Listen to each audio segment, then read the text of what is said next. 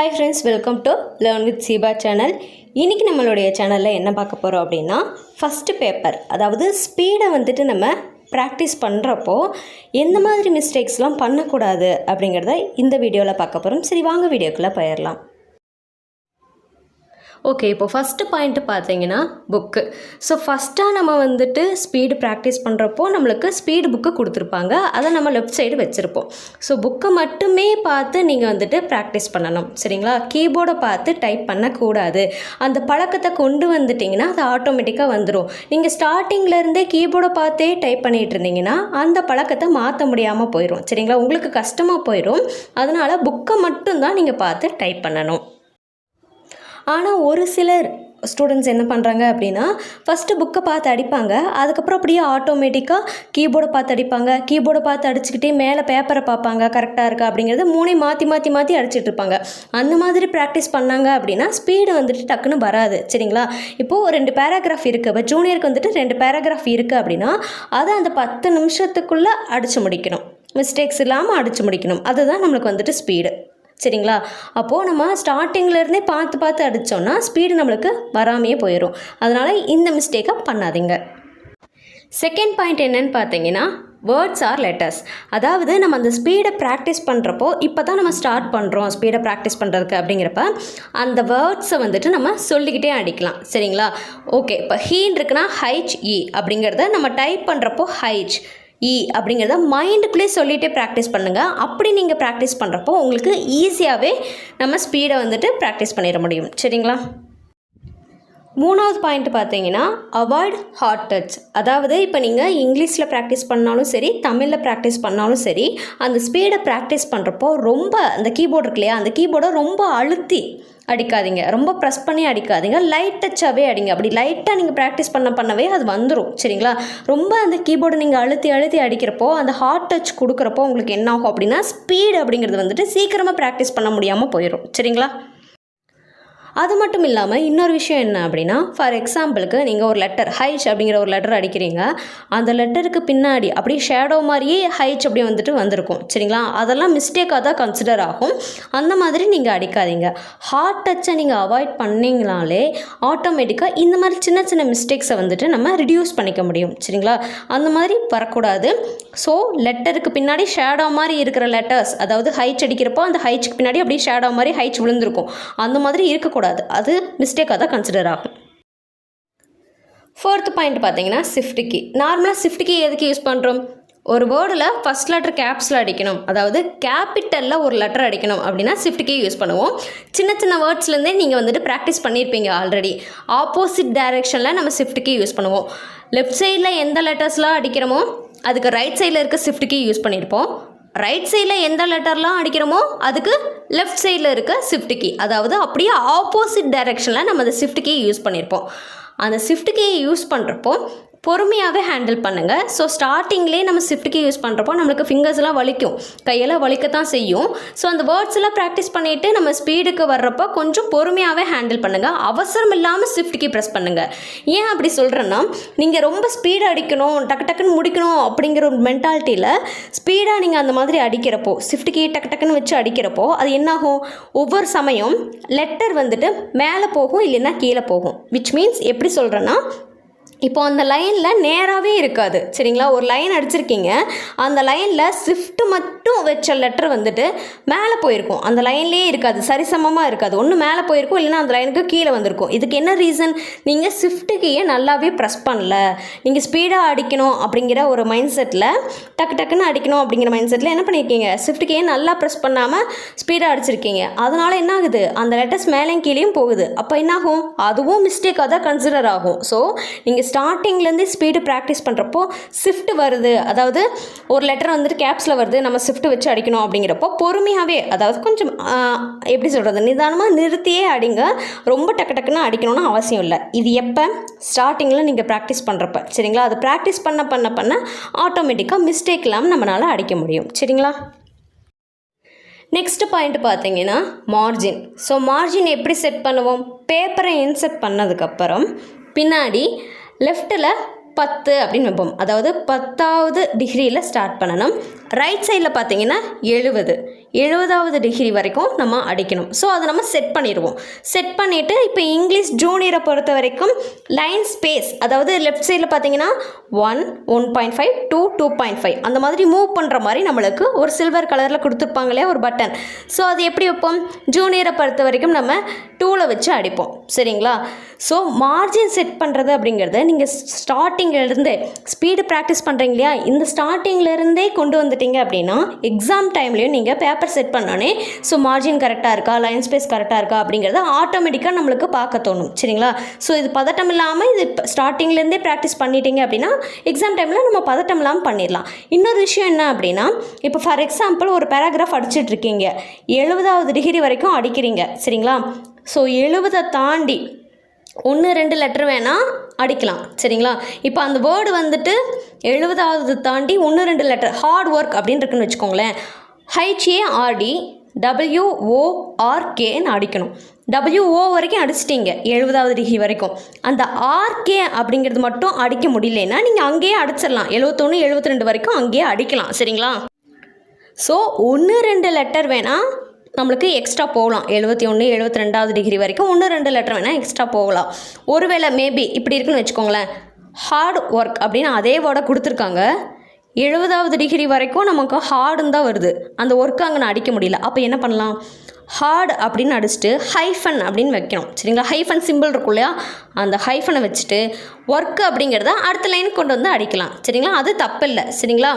இது என்ன அர்த்தம் அப்படின்னா, அந்த ஹைஃபன் வைக்கிறது என்ன அர்த்தம்னா, அந்த வேர்டோட கண்டினியூஸ் நான் நெக்ஸ்ட் லைனில் அடிக்கிறேன் அப்படிங்கிறதுக்காக தான் நம்ம வந்துட்டு அந்த ஹார்ட் அடிச்சுட்டு பக்கத்துலேயே ஹைஃபன் வச்சுட்டு ஒர்க் அப்படிங்கிறத அடுத்த லைன் கொண்டு வந்து அடிக்கிறோம்.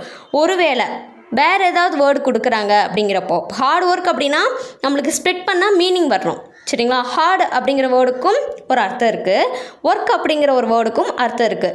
இது ஒரு வேர்டை ஸ்ப்ளிட் பண்ணால் அதை பிரித்தா மீனிங்கே இருக்காது. அப்படிங்கிறப்போ அந்த வேர்டை நீங்கள் வந்துட்டு ரைட் சைடில், அதாவது 70வது டிகிரியில் கொண்டு வந்து நிறுத்திருக்கீங்க அப்படின்னா அதை நீங்கள் இந்த மாதிரி பிரித்து அடிக்க முடியாது.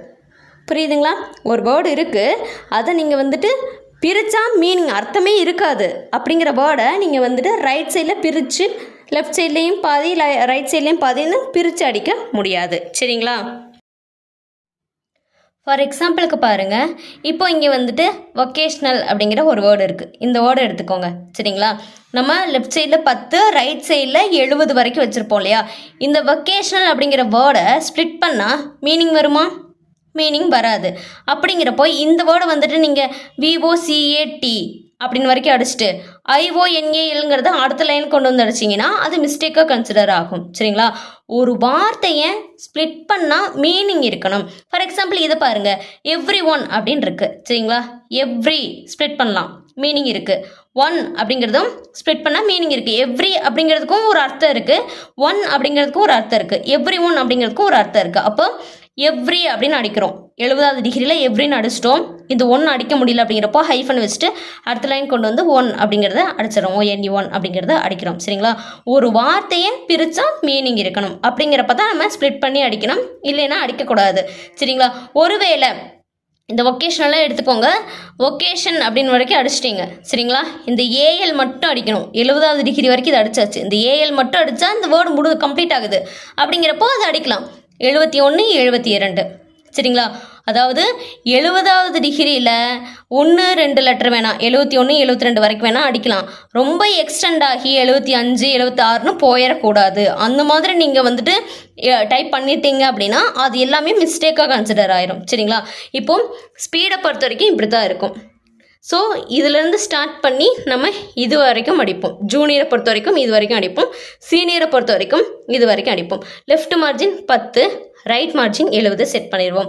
ஒரு பேராகிராஃப் ஒரு 10 ஸ்டார்ட் ஆகுது இல்லையா, அப்போ என்ன பண்ணுவோம்? ஃபஸ்ட்டு 5 ஸ்பேஸ் விடுவோம். ஸ்பேஸ் பாரில் 1, 2, 3, 4, 5 ஸ்பேஸ் விட்டு தான் இதை வந்துட்டு ஸ்டார்ட் பண்ணுவோம். சரிங்களா? அப்போ ஒரு பேராகிராஃப். இப்போ இந்த பேராகிராஃப் எங்கே எண்ட் ஆகுது? இங்கே எண்ட் ஆகுது. அடுத்து டிக்கு விட்டு தான் நம்ம இங்கே வந்துட்டு, அதாவது டபுள் டிக் விடுவோம். சரிங்களா? டபுள் டிக் விட்டு தான் அடுத்த பேராகிராஃப் ஸ்டார்ட் பண்ணுவோம். ஏன்னா பேராகிராஃப் ஒரு பேராகிராஃப்க்கும் இன்னொரு பேராகிராஃப்க்கும் இடையில ஸ்பேஸ் இருக்கிறது தெரியணும் இல்லையா, அதனால டபுள் டிக் விடுவோம். இங்கேயும் இது வந்துட்டு நெக்ஸ்ட் பேரா, 2வது பேரா, அதனால 5 ஸ்பேஸ் விட்டு தான் 15வது டிகிரியில் இந்த ஃபர்ஸ்ட் லைன் அடிப்போம். சரிங்களா? ஃபர்ஸ்ட் லைன் மட்டும்தான் 5 ஸ்பேஸ் விடுவோம், 15வது டிகிரியில் அடிப்போம். மற்றதெல்லாம் ஆஸ் யூஷுவல் 10வது டிகிரியில் தான் வரும். இதெல்லாம் 10வது டிகிரி. அடுத்த பேரா 5 ஸ்பேஸ் விட்டு 15, அடுத்த லைன்லாம் எல்லாமே வந்துட்டு 10வது டிகிரி. சரிங்களா? இதோட கம்ப்ளீட் பண்ணுவோம். இன்னொரு விஷயம் சொல்லிடுறேன். இப்போது இங்கே வந்துட்டு இந்த சென்டென்ஸ் வந்துட்டு கம்ப்ளீட் ஆகுது. சரிங்களா? அப்போ டாட் வச்சுட்டாங்க. டாட்க்கு அப்புறம் 2 ஸ்பேஸ் விட்டு தான் இதை ஸ்டார்ட் பண்ணணும். சரிங்களா? எங்கெங்கெல்லாம் 2 ஸ்பேஸ் வரும் அப்படின்னா டாட், கொஸ்டின் மார்க், எக்ஸ்க்ளமேஷன். சரிங்களா? இந்த டாட்டு, கொஸ்டின் மார்க்கு, எக்ஸ்க்ளமேஷன் இந்த சிம்பிள்ஸ் எங்கெல்லாம் இருக்கோ அங்கெல்லாம் ஸ்பேஸ் பாரில் டபுள் ஸ்பேஸ் விடுவோம். சரிங்களா? மற்ற இடத்துல எல்லாமே இது 3 மட்டும் ஞாபகம் வச்சுக்கோங்க. சரிங்களா? மக்கப் கூட பண்ணிக்கோங்க. இது 3 ஞாபகம் வச்சுக்கோங்க. இது எங்கெல்லாம் வருதோ அங்கெல்லாம் ஸ்பேஸ் பாரில் டபுள் ஸ்பேஸ் விடுவோம். மற்ற எல்லா சிம்பிள்ஸ்க்கும் நம்ம ஒரே ஒரு ஸ்பேஸ் தான் விடுவோம். ஃபார் எக்ஸாம்பிள் கமா கொடுத்துருக்காங்க, கமாக்கு அப்புறம் ஒரு ஸ்பேஸ் தான் ஆஸ் யூஷுவல். சரிங்களா? இதுக்கு மட்டும்தான், இது 3க்கு மட்டும்தான் நம்ம வந்துட்டு டபுள் ஸ்பேஸ் விட்டு அடிப்போம். சரிங்களா? நெக்ஸ்ட் இன்னொரு விஷயம் பார்த்தீங்க அப்படின்னா உங்களுக்கு ஒரு சில வார்த்தைகள் வந்துட்டு இங்கிலீஷில் டிஃபிகல்ட்டாக இருக்கலாம். சரிங்களா? ஃபார் எக்ஸாம்பிளுக்கு சொல்கிறேன், ஒரு சிலருக்கு கொஞ்சம் கஷ்டமாக இருக்கும் இந்த மாதிரி வார்த்தைகள்லாம். ரிவால்யூஷன் பாருங்க, இங்கேயே ரிவால்யூஷன் வந்திருக்கு, இங்கேயே ரிவால்யூஷன் வந்திருக்கு. இந்த மாதிரி அடிக்கடி ரிப்பீட்டடாக வர்றப்போ நீங்கள் வந்துட்டு என்ன பண்ணுவீங்க, ஒரு சிலர் பார்த்தீங்கன்னா கீபோர்டை பார்த்து அடிக்க ஆரம்பிச்சிருவாங்க. இப்போ இந்த ரிவால்யூஷன் அடிக்கிறாங்கன்னா அடுத்து இந்த லைனை மறந்துட்டு இங்கே வந்துடுவாங்க.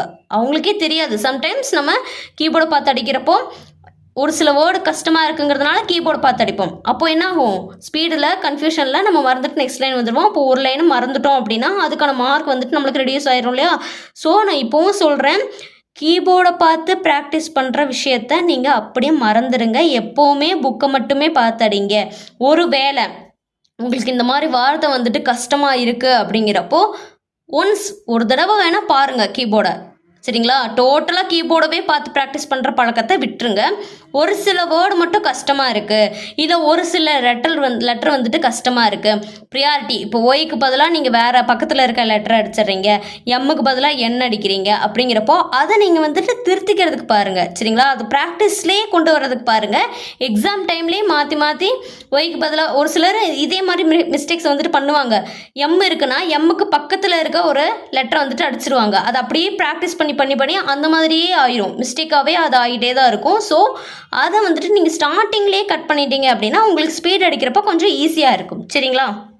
ஒரு சிலர் பண்ணுற இன்னொரு மிஸ்டேக்கும் சொல்லிடுறேன். ஸ்பேஸ் பார் இருக்கு இல்லையா? ஸோ ஒரு வேர்டு இன் அடிக்கிறோம், ஸ்பேஸ் விட்டு டிஹெச்இ தீன்னு அடிக்கிறோம், எகெயின் ஸ்பேஸ். ஸோ இந்த மாதிரி வார்த்தைகளுக்கு இடையில ஸ்பேஸ் விடுறதவே மறந்துட்டு ஸோ அங்கங்கே ஸ்பேஸ் இல்லாமையே அடிச்சிருப்பாங்க. ரெண்டு வார்த்தை இருக்குன்னா 2 வார்த்தைக்கு இடையில ஸ்பேஸ் இருக்கணும், ஒரு ஸ்பேஸ் இருக்கணும். ஸ்பேஸ் பார் யூஸ் பண்ணி ஸ்பேஸ் அடிக்காமையே அப்படியே வேர்டு வந்துட்டு கண்டினியூஸாக அடிச்சிருப்பாங்க. இதுவும் மிஸ்டேக்காக தான் கன்சிடர் ஆகும். இந்த மாதிரி மிஸ்டேக்ஸையும் அவாய்ட் பண்ணுறதுக்கு தம்ப் யூஸ் பண்ணி ஸ்பேஸ் பாரில் ப்ராக்டிஸ் நல்லா பண்ணி பழகுங்க. சரிங்களா? ஸ்டார்டிங்லேயே பழகிட்டிங்கன்னா அதுக்கப்புறம் ஈஸி ஆயிரும். சரிங்களா? நெக்ஸ்ட் பாயிண்ட் பார்த்தீங்கன்னா இந்த மாதிரி இயர் கொடுக்குறாங்கன்னு வைங்களேன், அதை டக்குன்னு அங்கே வச்சு ஃபிங்கர் வச்சுட்டுலாம் நம்ம வந்துட்டு ப்ராக்டிஸ் பண்ணுறதுக்கு கொஞ்சம் டிஃபிகல்ட்டாக இருக்குது. அப்படிங்கிறப்போ அதாவது ஏன் அப்படின்னா இந்த மாதிரி பேராகிராஃப்குள்ளே ஒரு நம்பர்ஸ் வந்திருக்கு. சரிங்களா? அப்போ 1964 அப்படிங்கிறத டக்குன்னு பார்த்துருங்க. 1964 எங்கே இருக்குங்கிறத நம்ம ஆல்ரெடி ப்ராக்டிஸ் பண்ணியிருப்போம், நம்பர்ஸ் ப்ராக்டிஸ் பண்ணியிருப்போம். 1964 டக்குன்னு அடிச்சுட்டு நெக்ஸ்ட்டுக்கு லைனுக்கு வந்துடுங்க. இந்த லைன் வரப்போ ஒரு செகண்ட் கரெக்டாக அடிக்கிறோமா அப்படிங்கிறத பார்த்துக்கோங்க. ஏன்னா நம்பர்ஸுங்கிறது கீபோர்டில் மேலே இருக்கும், லெட்டர்ஸ் கீழே இருக்கும், நம்பர்ஸ் மேலே இருக்கும். அந்த நம்பர்ஸ் அடிச்சுட்டு கரெக்டாக நம்ம வந்துட்டு அடுத்த லைன் கரெக்டாக அடிக்கிறோமா அப்படிங்கிறத ஒன்ஸ் எப்போவுமே நம்ம செக் பண்ணிக்கணும். சரிங்களா? அவ்வளோதான் ஃப்ரெண்ட்ஸ். ஸ்டார்டிங்கில் ஸ்பீடு ப்ராக்டிஸ் பண்ணுறவங்களுக்கு என்னென்ன மிஸ்டேக்ஸ்லாம் அவாய்ட் பண்ணிக்கலாம், எப்படி அடிக்கணும் அப்படிங்கிற டிப்ஸை நான் வந்துட்டு சொல்லியிருப்பேன். இது உங்களுக்கு யூஸ்ஃபுல்லாக இருந்துச்சுன்னா மறக்காமல் கமெண்ட் பாக்ஸில் கமெண்ட் பண்ணுங்கள். இதே மாதிரி இன்னொரு அடுத்த பதிவுகளை சந்திக்கலாம். Thank you friends. இந்த மாதிரி வீடியோக்களை தொடர்ந்து பார்க்க என்னுடைய சேனலை சப்ஸ்கிரைப் பண்ணிக்கோங்க. அப்படி பக்கத்தில் இருக்க பெல் ஐக்கனை கிளிக் பண்ணிக்கோங்க. தேங்க்யூ.